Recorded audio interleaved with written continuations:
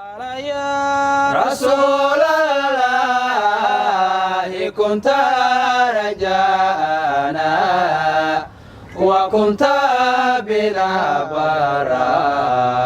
ولم تك جافيا الله يا رسول الله كنت رجاءنا وكنت بنا برا ولم تك جافيا axbaabta iyo saadaadka aan jecelnahayo marka hore waxaan idin leenahay kalab wanaagsan kalabta halkan idinkala soo hadlayo waa macadka Siraajudiin oo ku yaal xaafadda Oodweyne ee degmada Daynile ee magaalada Muqdisho waxaa koordhow halkan lagu soo gabagabeeyay munaasabad heerkeedu sareeyo oo ay ku qalin jabinayeen in ku dhow 30 arday oo dhameysatay barashada Qur'aanka Kariimka barashada farbarka iyo barashada qaybaha kala duwan ee culuumta sharciga waxaana ka soo qayb galay munaasabadan mashaayikh macallimiin xer iyo marti sharaf aad u far badan kuwa oo ka galimid qayb ka mid ah 17 degmo ee gobolka Banaadir waxaan ugu horeen munaasabadan lagu daafuray kalaamka Alle وبالحق أنزلناه وبالحق نزل وما أرسلناك إلا مبشرا ونذيرا وقرآنا فرقناه لتقرأه على الناس على مكث ونزلناه تنزيلا kalaamka Alle kadib waxaa koobta bandhig cajiib ah ku soo bandhigay in ku dhow 30 arday oo halkan ka qalin jabisay أعوذ بالله من الشيطان الرجيم وسارعوا إلى مغفرة من ربكم وجنة عرضها السماوات والأرض عدت للمتقين حمدا لمن شرفنا بالمصطفى وباللسان العربي أسعفا ثم على أفصاح خلق الله وآله أزكى صلاة الله فتحة لام فتحة ميم سكيلة آلام تا فتحة تا را فتحة را تارا كاف فتحة يا ساكن كي كاف فتحة فا كيف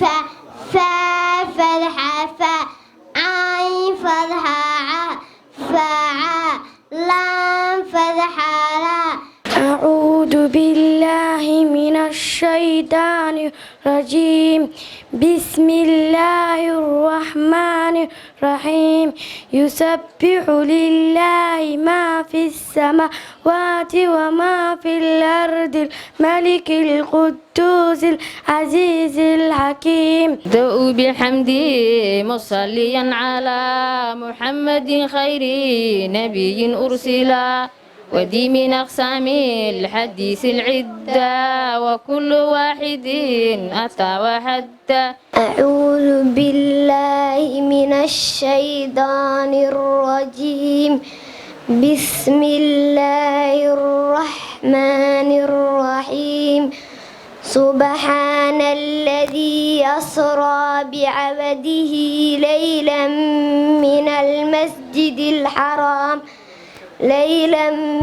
المسجد الحرام إلى المسجد الأقصى الذي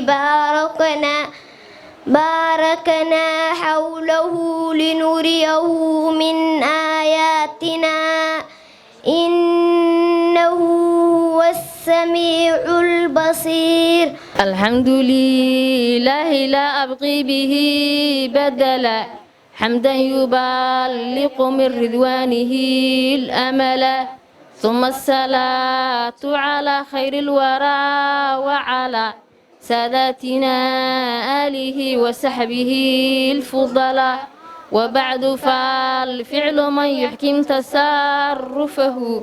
يحز من اللقة الأبواب والسبل حمزة فتحة لام فتحة ميم ساكن ألم يا فتحة جيم ساكن ألم يد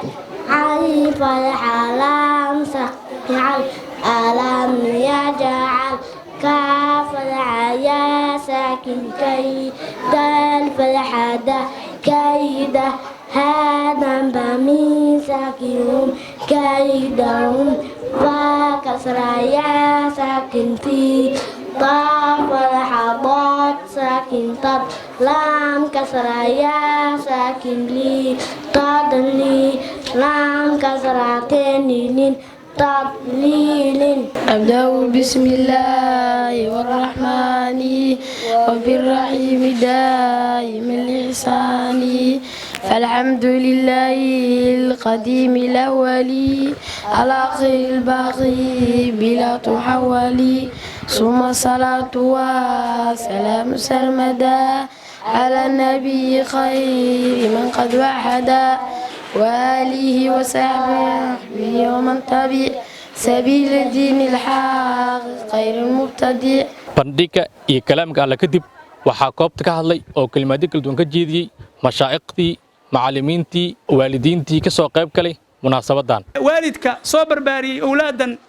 oo heerkan ku soo dadaalay ilaa qur'aankii ay ka qalad jibiyaan waxaan leenahay faanolo fari kama qodno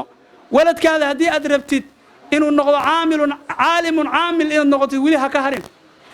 ha ka harin ilaa diinta ilaahay aad ugu hubsatid inuu mataqaanaa noqday sheekh caalima ka noqday ilaa aad ka hubsatid ha ka harin in badan oo maanta dhibaatooyin oo jira waxa weeye waxa sameeya waa ilmaha waxna bartay diinta ilaahay qur'aanka xifdiyey haddana maca daalika aan la sii dabagelin aan la sii raacin oo mataqaanaa halkaas looga haray waxa fadalaysano wadanka qarribaya waxaasay u badan yihiin laakiin waladkaada haddii maanta aad ku dadaashay ilaa heerka aad soo geersisay haddana ha ka harin ilaa diinta ilaahay caalim ugu noqdo waa sida salafka ay samayn jireen waladka markuu quraanka u dhameeya sheekhay gacanta ka saraa jiray murabbi ah oo u tarbiyeeyo oo diinta baro ilaa faa'iq diineedna ka noqdo hadda waayahan daba waxa bilaabatay canuga hadiiba mar uu quraanka qala jibiya waxa la leeyahay kurbadiis waa iideys bas quraanka waa qala jibiya khalaas maxaa ka dambeeyay quraanka hadii la qala jibiyo waxa la rabaa diinta ilaahay in la baro waladka diinta in la baro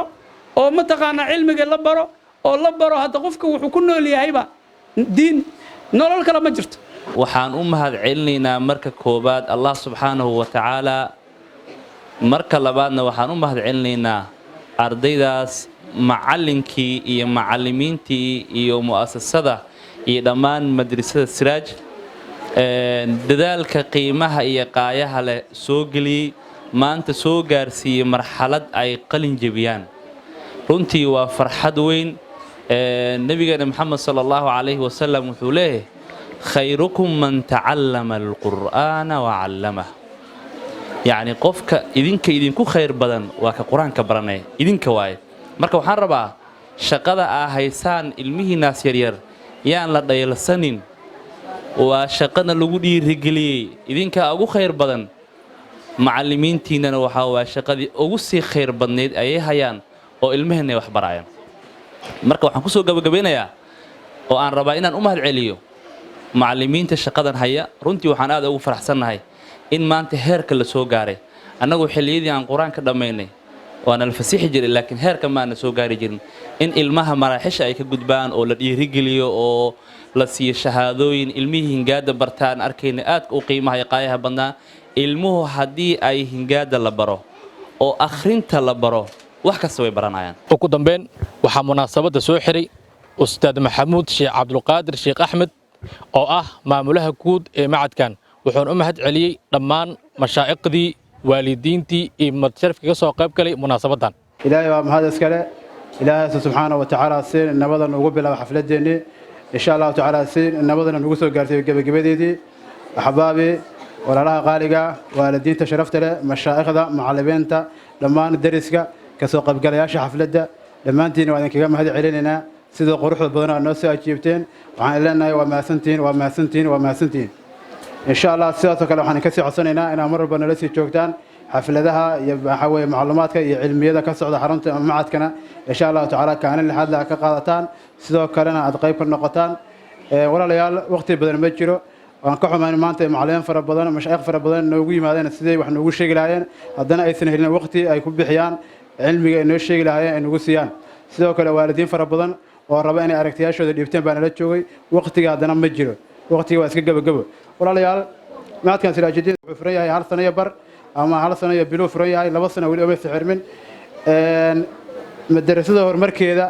iyo waxa weeye nafcigeedana kuma xirna xilli badan inay furan tahay iyo xilli yar inay furan tahay waxay ku xiran tahay dadaalka la bixiyo iyo sida waalidiintu iskula shaqeeyaan iyo sida Ilaahay u aqbalo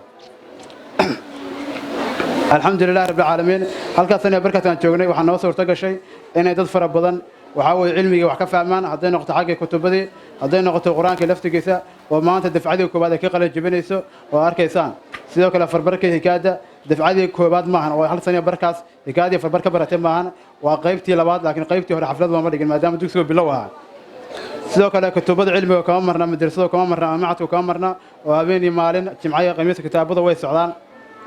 oo jimcaha qamiiska kitaabada waa la akhriyaa waa kuwa ilmi maanta akhrisay qaarkood kitaabada soo badhigayeen intaas in ka badan way hayeen waqti baa lahayn walaalayaal sidoo kale habeenkii waa la akhriyaa kitaabada way socdaan sidoo kale macadku waxyaabaha lagu barto waxa kamid ah si kale markii loo sheego dhinaca maadiga laftigiisa xataa kama marna oo ijbaarta teema ama jimcaha qamiiska macadku wuxuu leeyahay qayb asaasiya oo ilmaha lagu dhiso shanta maado asaasiga lagu dhiso si ardayga hadhow markii iskuulka uu galo fasal fiican uga fariisto ayadana waan ku darnay maxaa yeelay waxbarashada maadiga waa qayb nolosha kamid ah loo baahan yahay maanta daruuriyaadkii ama qof walba uu ku haminayo marka maadaama laga maarmin waxaan ku qasbanaan inaan dad waalidiinta caawino oo jimcaha qamiiska cunuga intuu iska ciyaari lahaa aan maadooyinka asaasiga meesha ku barno oo macallimiin khibrad aan keeno oo cilmiga maadiga uga faa'iideeyaan ilmi si cunuga dhamka iskuul loo geeyo fasal fiican u fariiso walaalayaal waqti badan ma jiro runtii farxadda iga badatana war badan aan sheegi lahaa waa kala tagay aad u mahadsantihiin sida qurux badan noo soo ajiibteen saadaam cabdulla siyaad warbaahinta caalamiga ee mutaxaabuuna filaah macadka Siraajuddiin xaafadda Oodweyne degmada Dayniile magaalada Muqdisho